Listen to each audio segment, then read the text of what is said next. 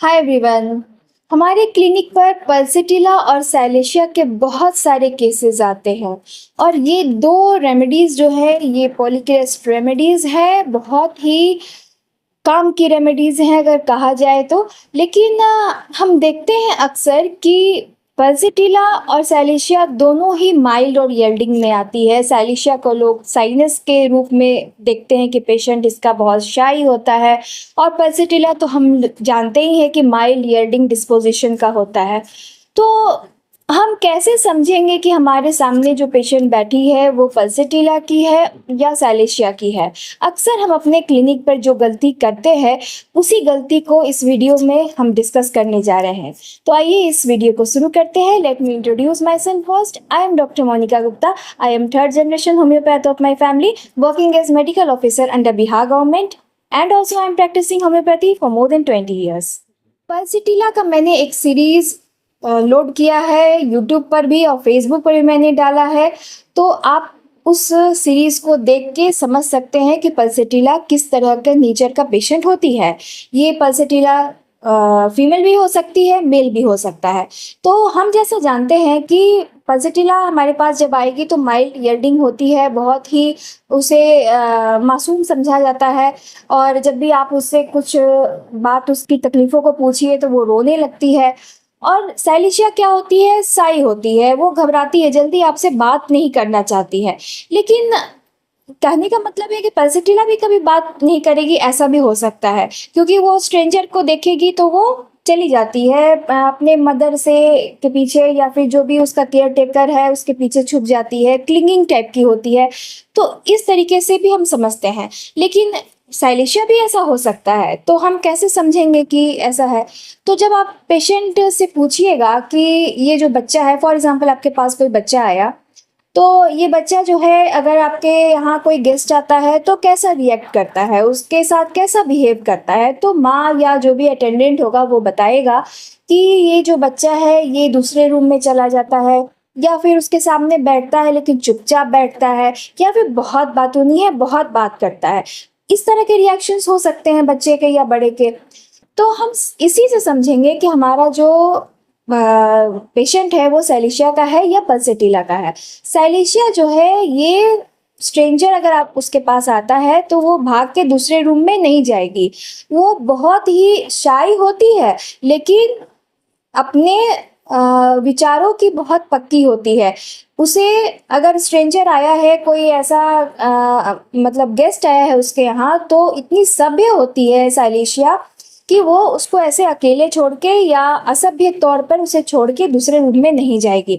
वो बात नहीं करेगी, लेकिन चुपचाप उसके सामने उस रूम में बैठी रहेगी। लेकिन पल्सिटिला क्या है कि दूसरे रूम में चली भी जा सकती है, या फिर अगर उसकी माँ है तो उसके पीछे वो छुप के बैठे रहेगी, न देखेगी न बात करेगी। अगर कोई उससे कुछ पूछे भी तो मैंने जैसे आपको बताया था कि पल्सिटिला सिर्फ नोडिंग में जवाब देती है। कुछ पूछो कि क्या नाम है, तो हाँ, अरे तुम्हारा नाम पूछा जा रहा है, हाँ क्या होता है। तो इस तरह का जो कैरेक्टर होता है वो पल्सिटिला देगी। लेकिन साइलेशिया ऐसा नहीं है। साइलेशिया बहुत ही सभ्य होती है, बहुत ही इंटेलेक्चुअल होती है। अगर एक लाइन में अगर डिफरेंशिएट किया जाएगा पल्सिटिला और साइलेशिया को, तो आप ऐसे समझ सकते हैं कि माइल्ड और यील्डिंग दोनों होती है, लेकिन इंटेलेक्चुअलिटी में अगर देखा जाए तो साइलेशिया बहुत ही इंटेलेक्चुअल होती है और पल्सिटिला उतनी इंटेलेक्चुअल नहीं होती है। वो अपना सारा काम क्या है कि दूसरे के हिसाब से करती है, यानी कि जो उसको प्यार करता है उसको क्या चाहिए उसके हिसाब से वो काम करती है। लेकिन साइलेशिया ऐसा नहीं करती है। साइलेशिया बहुत ही ऑब्स्टिनेट होती है, अपने विचारों की बहुत पक्की होती है। उसको अगर लग रहा है कि ये चीज़ सही है, मेरी ये बात सही है, मेरी ये सोच सही है, तो वो उसी काम को करेगी, है ना। इसीलिए कभी कभी ऑब्स्टिनेट में भी यानी जिद्दीपन में भी हम साइलेशिया को देखते हैं। और साइलेशिया जिसको बालू कहा जाता है, रेत कहा जाता है, उससे ये बनाया जाता है, और समुद्री रेत जो होता है उससे ये बनता है। तो इसके ऐसा शुद्ध चीज जो है वो पूरे मेटेरिया मेडिका में नहीं है। तो शुद्ध चीज क्या होता है? शुद्धता मतलब होता है कि वो अपने विचारों से शुद्ध है, वो अपने दिल और दिमाग से शुद्ध है, उसके ऊपर कोई हावी नहीं हो सकता है। शाइनेस है उसमें, लेकिन वो इंटेलेक्चुअल है। अगर कोई स्ट्रेंजर उसके पास आके बैठा है, कोई गेस्ट उसके रूम में आके बैठा है, उसके घर में आया है, तो वो उसके सामने बैठेगी, बहुत कम बात कर सकती है, लेकिन अ, बात करेगी, एक शालीनता से, सभ्यता से बात करेगी। और अगर उसको लगेगा कि सामने वाला इंटेलेक्चुअल है ना, तब वो उससे खुल के बात करेगी। लेकिन अगर उसको लगेगा कि ये मेरे लेवल का नहीं है, प्लैटिना है, प्लैटिना से भी आप इसको कंपेयर कर सकते हैं, लेकिन प्लैटिना बहुत हॉटी होती है, मतलब कि मैं जो कर रही हूँ वो होना चाहिए। लेकिन साइलेशिया ऐसी नहीं है, साइलेशिया बहुत ही सभ्य है, माइल्ड है, लेकिन इंटेलेक्चुअल है। बार बार मैं कह रही हूँ इंटेलेक्चुअल है। और इंटेलेक्चुअलिटी जहाँ पे आ जाती है, वो बंदा हमेशा दिमाग, दिल और दिमाग दोनों से सोचता है। तो इस तरह की साइलेशिया होती है। साइलेशिया अगर सामने जो गेस्ट बैठा है, अगर उसको लगता है कि ये इंटेलेक्चुअल आदमी है, हम इससे बात कर सकते हैं, तो उससे बहुत अच्छे से बात करेगी। तो इस तरीके का नेचर साइलेशिया का होता है। तो आप कभी भी घबराइए नहीं कि पल्सिटिला दे या साइलेशिया दे, बहुत ही डिफरेंट मेडिसिन है दोनों। दोनों में आसमान और ज़मीन का अंतर है। मैंने आपको जस्ट जितनी भी पॉइंट बताया गया यहाँ पे, वो उन सारे पॉइंट को अगर आप दिमाग में रखते हैं, तो आप आराम से पल्सिटिला और साइलेशिया को डिफ्रेंशिएट करके पेशेंट को दे सकते हैं। इसीलिए कभी कभी हम देखते हैं कि एलिमेंट फ्रॉम ईगोटिज्म में साइलेशिया मिलता है। तो ईगोटिज्म मतलब क्या है कि इस तरीके का कोई बिहेव करेगा तो लोग क्या कहेगा, लोग यही ना कहेगा कि बड़ी ईगो में रहती है। तो प्लेटिना को भी लोग बोलता है कि बहुत ईगोइस्ट मेडिसिन है, लेकिन नहीं, यहाँ जो पेशेंट है आपका साइलेशिया का, वो ईगोटिज्म है, लेकिन वो इस तरह का ईगोटिज्म नहीं है कि नहीं मैं जो कह रही हूँ वो सही कर रही हूँ। वो सही सोचती भी है बहुत ही। मैं आपको बता दूं कि डिवाइन है, टिमिड है। टिमिड मतलब कि डरपोक है, लेकिन डरपोक इस तरह का नहीं है कि वो उसको नहीं कुछ आता इसीलिए वो डरी हुई है। उसको आता है, उसे समझ में है कि ये चीज़ सही है, इसलिए वो डरती है। डरती किस बात से है? डरती इस बात से है कि सामने वाला को अगर वो अपनी बात कहेगी तो वो नहीं मानेगा, और फिर बात बढ़ जाएगी और झगड़ा हो सकता है। तो इस झगड़े से बचने के लिए वो टिमिड रहती है, वहाँ से चली जाती है। अगर वो चली जाती है तो लोग सोचते हैं कि बहुत ही ईगो वाली लड़की है या पर्सन है, लेकिन वो वहाँ ईगोटिज्म नहीं है। लेकिन एलिमेंट फ्रॉम ईगोटिज्म में आपको साइलेशिया मिलेगा। तो मैं आपको बार बार नेचर समझाने की कोशिश कर रही हूँ कि साइलेशिया किस प्रकार का बंदा होता है या होती है। ये जो है ये इंटेलेक्चुअल है, बार बार दिमाग में रखिए। बहुत ही क्रिएटिव होती है, बहुत ही इंटेलेक्चुअल होती है। मतलब कि आपको मैं अगर शॉर्ट में बताऊं तो कोई भी आर्ट एंड क्राफ्ट में इसका बहुत मन लगता है, म्यूज़िक में बहुत मन लगता है। अगर म्यूज़िक के बारे में उसको जानकारी है, अगर सामने में 10 लोग बैठे हैं, म्यूज़िक की बात हो रही है, तो वो अपनी बात को रखेगी। पल्सिटिला नहीं रखेगी, लेकिन साइलेशिया रखेगी, और उसको समझाने की कोशिश करेगी कि ये चीज़ ऐसा होता है, क्योंकि वो उसको उस बात की जानकारी होती है। तो ये चीज़ होता है। लेकिन कभी कभी क्या होता है कि अगर सामने वाला नहीं बात मान रहा है उसका, तो वो वहाँ से उठ के चली जा सकती है। तो वहाँ पे ईगोटिज्म देखा जा सकता है। तो ये बात है। उसके बाद जो बात करेगी साइलेशिया ना, वो उसके बाद में गंभीरता आपको महसूस होगी, क्योंकि साइलेशिया जो है वो बहुत ही गंभीर प्रवृत्ति की पेशेंट होती है, और उसके बातों में आपको लगेगा कि सच्चाई है, वो अपने दिल से कोई बात बोल रही है और दिमाग से बात बोल रही है। तो ऐसा नहीं कि एकदम फ्लैटरिंग टाइप का है, ऊपर ऊपर कुछ बोला जा रहा है ना, सामने वाले को अच्छा लगने के लिए बोला जा रहा है, जैसा पल्सिटिला करती है कि ऐसा कुछ बोलेंगे कि सामने वाला मुझे प्यार करे। ऐसा साइलेशिया में बिल्कुल नहीं है। वो जानती है कि म्यूजिक है, राग मल्हार है, तो राग मल्हार का ये आरोह अवरोह होता है, तो वो बताएगी कि हाँ ये स्वर इसमें लगता है, ऐसा इसका चलन है, फलना जो भी बात है, वो अपनी बात को रखेगी। तो कहने का मतलब है कि इस तरह का नेचर साइलेशिया का होता है। पल्सिटिला इसके ठीक विपरीत है।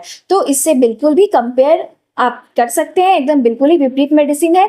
जैसे कि साइलेशिया में हम जानते हैं कि यील्डिंग और बहुत डेलिकेट मेडिसिन होती है, बहुत सेंसिटिव मेडिसिन होती है। वो किसी बात को अपने दिल पे ले लेती है। यील्डिंग और डिस्पोजिशन उसका होता ही है।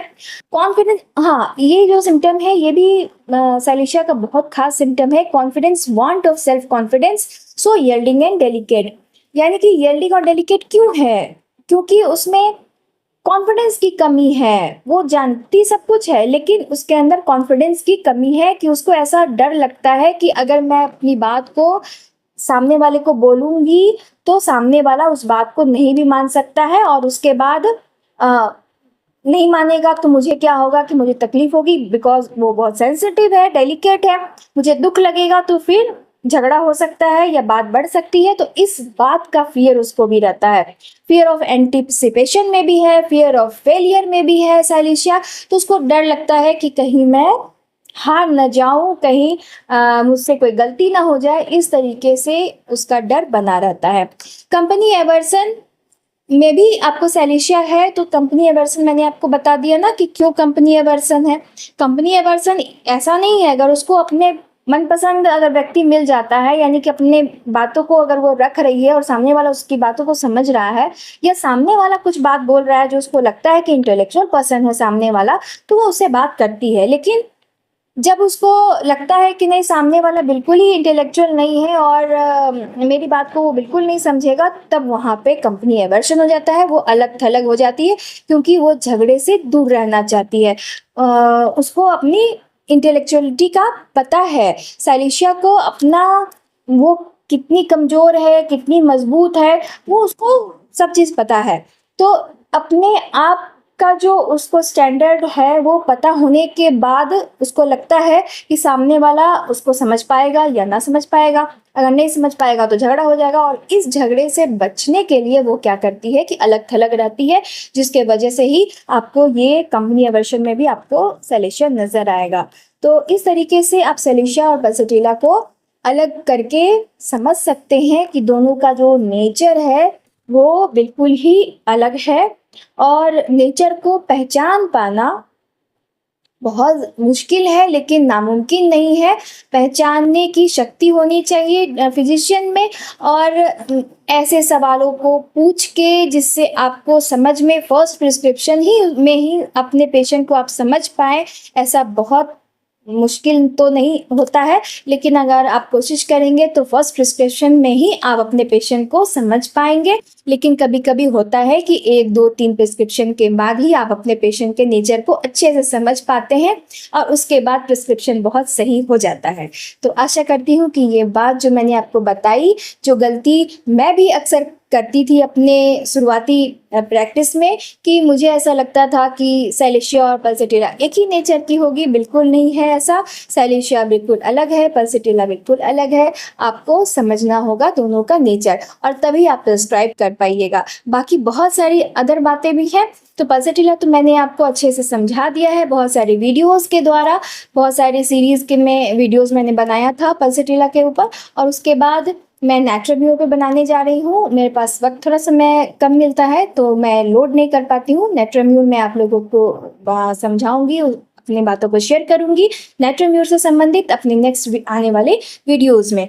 तब तक के लिए मैं चाहूँगी कि आप मुझसे कनेक्टेड रहिए। कनेक्टेड होने के लिए आप मुझे सब्सक्राइब जरूर कर लीजिए और फेसबुक पे फॉलो जरूर कर लीजिए, ताकि जो भी वीडियोज़ हो मैं आप तक पहुँचा पाऊँ। मिलती हूँ अपने नेक्स्ट वीडियो में। तब तक के लिए take care of yourself, be happy, healthy and smiling always. Thank you for watching.